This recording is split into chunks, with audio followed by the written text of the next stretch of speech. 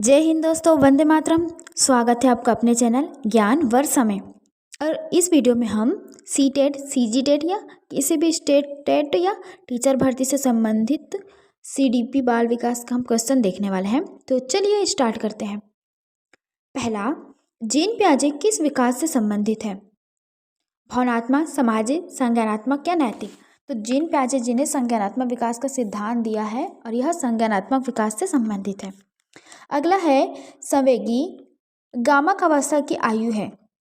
तो यह जीन पियाजे के सिद्धांत की 4 अवस्थाओं में से पहली अवस्था है और इसकी आयु 0 से 2 वर्ष तक है। नेक्स्ट है स्कीमा का संबंध किससे है? तो स्कीमा का संबंध मानसिक संरचना से है। किसी चीज़ को जानते हैं तो उसके बारे में कुछ संरचना बन जाती है हमारे माइंड में, तो वो क्या है? एक प्रकार का स्कीमा है। नेक्स्ट है आत्मीकरण का अर्थ है। तो आत्मीकरण का अर्थ है पुरानी स्कीमा में नया अनुभव जोड़ना। क्या हुआ? आत्मीकरण हुआ। ठीक है जी, आत्मीकरण का अर्थ क्या हुआ? ऑप्शन नंबर बी हुआ। नेक्स्ट है समायोजन क्या है? तो समायोजन जो है वो पुराने स्कीमा में परिवर्तन करना क्या हुआ? समायोजन होगा। Answer B. और ये समायोजन स्कीमा ये सब पियाजे से भी रिलेटेड ही है, पियाजे के सिद्धांत से रिलेटेड है। नेक्स्ट है पियाजे का सिद्धांत कहलाता है। पियाजे का सिद्धांत व्यवहारवादी, निर्माणवादी, संबंधवादी या मानवतावादी? तो पियाजे जी का सिद्धांत जो है वो निर्माणवादी सिद्धांत है। Option number B. नेक्स्ट है पूर्व संक्रियात्मक अवस्था की विशेषता है। तो इसकी विशेषता है केंद्रीय सोच। पूर्व संक्रियात्मक अवस्था की विशेषता है केंद्रीय सोच। बच्चा खुद को ही सबसे सर्वोपरि खुद का ही वो समझता है कि अहम केंद्रित अवस्था इसी अवस्था में पाई जाती है। वो जो सोच रहा है, वो जो कर रहा है वही सही है। नेक्स्ट है संरक्षण की अवधारणा किस अवस्था में आती है? तो संरक्षण की अवधारणा मूर्त संक्रियात्मक अवस्था, तीसरी अवस्था या मूर्त संक्रियात्मक अवस्था में आती है। अगला है औपचारिक संक्रियात्मक अवस्था में होता है। तो इस अवस्था में अमूर्त चिंतन स्टार्ट हो जाता है। औपचारिक संक्रियात्मक अवस्था में अमूर्त चिंतन अर्थात जो वस्तु वास्तविक रूप से विद्यमान नहीं है उसके बारे में भी हम चिंतन कर सकते हैं। Option number 9। नेक्स्ट है पियाजे के अनुसार बच्चा कैसा शिक्षार्थी है? तो पियाजे के अनुसार एक जो बच्चा है वो सक्रिय शिक्षार्थी है, सक्रिय होकर वह अधिगम करता है। नेक्स्ट देखते हैं थॉर्नडाइक किस सिद्धांत से जुड़े हैं? तो इसका राइट आंसर आएगा प्रयत्न एवं त्रुटि। ठीक है। और थॉर्नडाइक का प्रमुख नियम है प्रभाव का नियम, अनुकरण, अंतर्दृष्टि या पुनर्बलन। तो थॉर्नडाइक ने 3 प्रमुख नियम दिए थे, अभ्यास का नियम, प्रभाव का नियम और तत्परता का नियम, जिसमें से एक प्रभाव का नियम ऑप्शन में है, ऑप्शन ए। नेक्स्ट है प्रभाव का नियम संबंधित है सजा से, संतोष से, अनुशासन से या आवेग से? तो प्रभाव का नियम जो है वो सजा से संबंधित है। Answer A. थॉर्नडाइक व्यवहारवादी थे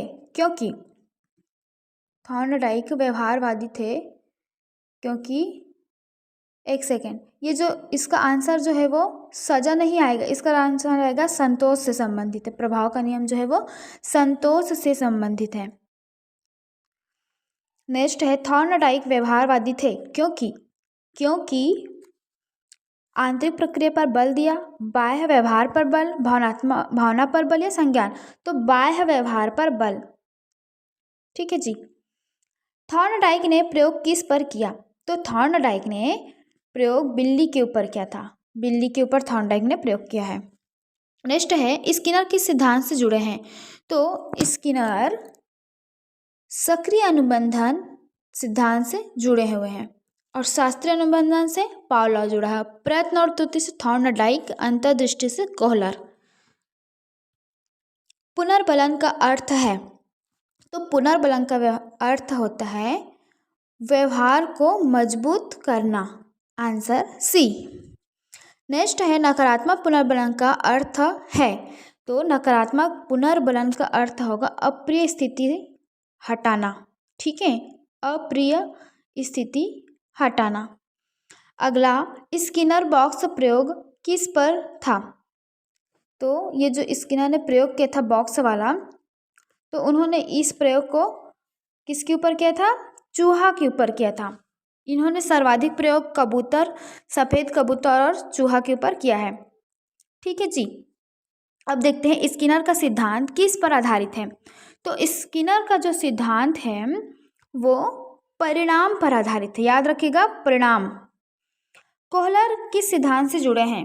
तो कोहलर महोदय जी अंतर्दृष्टि सिद्धांत से जुड़े हुए हैं। और अंतर्दृष्टि का अर्थ पूछा जाए तो अचानक से समाधान मिलना। हम बहुत देर से किसी चीज़ का सॉल्यूशन ढूंढ रहे होते हैं, अचानक से एकदम सटीक परिणाम मिल जाता है या समाधान मिल जाता है, तो वह अंतर्दृष्टि कहलाती है। और यह सिद्धांत कोहलर ने दिया था और इन्होंने चिंपांजी के ऊपर या बंदर के ऊपर प्रयोग किया था। कोहलर ने प्रयोग किया, तो कोहलर ने बंदर के ऊपर प्रयोग किया था, आंसर बी। नेक्स्ट है गेस्टार्ड सिद्धांत किस पर बल देता है? तो यह जो सिद्धांत है वो संपूर्णता पर बल देता है। नेक्स्ट है अंतर्दृष्टि अधिगम होता है। तो अंतर्दृष्टि अधिगम जो है वो अचानक से होता है, अचानक से समाधान मिलना अंतर्दृष्टि है और यह अधिगम अचानक होता है, ठीक है जी। अब देखते हैं अधिगम के स्थायी परिवर्तन किस में होता है? व्यवहार में, भावना में, स्वास्थ्य में या आयु में? तो आप लोगों ने अधिगम की परिभाषा में सीखा होगा कि व्यवहार में स्थायी परिवर्तन ही अधिगम कहलाती है। तो किस में स्थायी परिवर्तन? अधिगम। तो व्यवहार में। अधिगम क्या है? जन्म से अधिगम होता है, जन्म से, अनुभव से, वंशानुक्रम से या आवेग से। तो यह अनुभव से होता है। नेक्स्ट देखते हैं, निम्न में से कौन अधिगम नहीं है? अभ्यास, अनुभव, थकान या प्रशिक्षण? तो थकान जो है वो अधिगम नहीं है, आंसर नंबर सी। अब देखते हैं 29 नंबर, प्रेरणा अधिगम को कम करती है, रोकती है, प्रभावित नहीं करती या बढ़ाती है? तो किसी को भी प्रेरणा होगी तो अधिगम बढ़ेगी। नेक्स्ट देखते हैं स्थानांतरण का अर्थ है। तो स्थानांतरण का अर्थ हुआ ज्ञान को प्रयोग, एक परिस्थिति में सीखी हुई ज्ञान का दूसरी परिस्थिति में प्रयोग करना ही स्थानांतरण कहलाता है।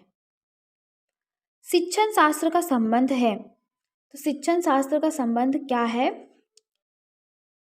क्या पढ़ना है, कैसे पढ़ाना है, कब पढ़ाना है, क्यों पढ़ाना है, तो किस टाइप से हम पढ़ा सकते हैं, इसको हम शिक्षण शास्त्र में जानते हैं। तो आंसर ऑप्शन नंबर बी आएगा, ठीक है जी। नेक्स्ट है बाल केंद्रित शिक्षा में शिक्षक सक्रिय, बच्चा सक्रिय, दोनों निष्क्रिय, अनुशासन प्रधान? तो इसका राइट आंसर आएगा ऑप्शन नंबर बी। एक सेकेंड, तो इसमें क्या आएगा आंसर? ऑप्शन नंबर बी, बच्चा जो है वो सक्रिय होकर सीखता है जी। अब देखते हैं नेक्स्ट, रचनावादी शिक्षण में शिक्षक की भूमिका। तो रचनावादी शिक्षण में शिक्षक की भूमिका होती है सुविधादाता के रूप में, आंसर बी, सुविधादाता। अगला है समावेशी शिक्षा का अर्थ। तो समावेशी का अर्थ हुआ समान रूप से सभी को शिक्षा प्रदान करना, अर्थात जाति के आधार पर या लिंग के आधार पर, किसी भी आधार पर कोई भेदभाव नहीं किया जाना, सभी को समान रूप से शिक्षा प्रदान करना। नेक्स्ट है सीटेट के अनुसार शिक्षण होना चाहिए रटने पर, अवधारणा पर या दंड पर या अनुशासन पर? तो सीटेट के अनुसार शिक्षा जो है वो अवधारणाओं के आधार पर होनी चाहिए, आंसर बी। नेक्स्ट है आईक्यू का सूत्र किसने दिया था? तो तो आईक्यू का सूत्र जो है वो टर्मन ने दिया था। किसने? टर्मन ने दिया है। याद रखिएगा, पूछा जाता है, टर्मन ने आईक्यू का सूत्र दिया है।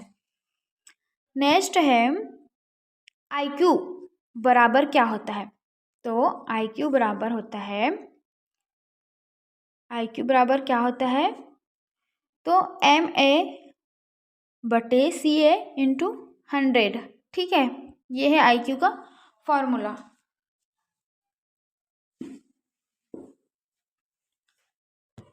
नेक्स्ट देखते हैं औसत आईक्यू होता है।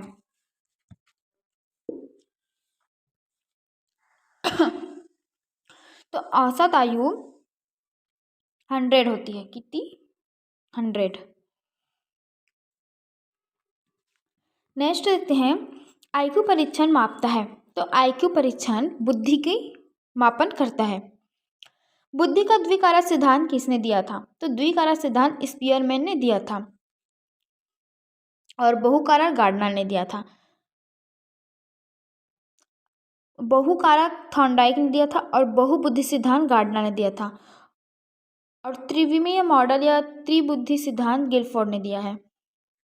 एनसीएफ का पूरा नाम क्या है? तो एनसीएफ का पूरा नाम है नेशनल करिकुलम फ्रेमवर्क। याद रखिएगा, नेशनल करिकुलम फ्रेमवर्क। अब देखते हैं एनसीएफ 2005 बल देता है रटने पर, अवधारणाओं की समझ पर, या दंड पर, या परीक्षा पर। तो यह अवधारणाओं की समझ पर बल देता है। अगला है एनसीएफ 2005 में शिक्षा होनी चाहिए। तो शिक्षा बाल केंद्रित होनी चाहिए। एनसीएफ 2005 का उद्देश्य, तो एनसीएफ 2005 का उद्देश्य है बोझ बढ़ाना, बोझ कम करना, परीक्षा बढ़ाना, या नियम बढ़ाना। तो इसका राइट आंसर आएगा option number C, option number B, बोझ कम करना, बिना बोझ के शिक्षा, आंसर बी। नेक्स्ट है एनसीएफ 2005 किसके द्वारा जारी हुआ? तो एनसीएफ 2005 जो है वो सीबीएसई द्वारा जारी हुआ। ठीक है जी, सीबीएसई द्वारा।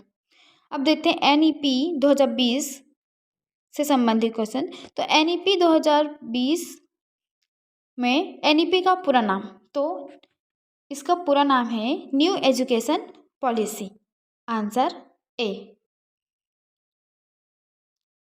ठीक है, न्यू एजुकेशन पॉलिसी।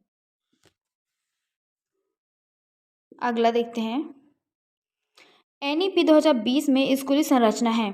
तो एनईपी 2020 में स्कूली संरचना कैसी थी? तो 5+3+3+4, ये है स्कूली संरचना का सूत्र। याद रखिएगा, 5+3+3+4।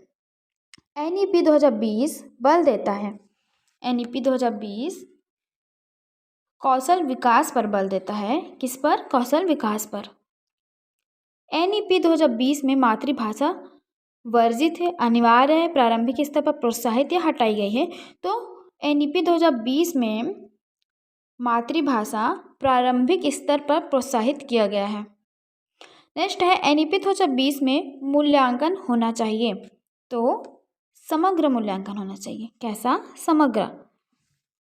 अगला है बाल विकास का अध्ययन, बाल विकास का अध्ययन है, बाल विकास का अध्ययन है, कैसा है? तो गतिशील है, आंसर बी, गतिशील।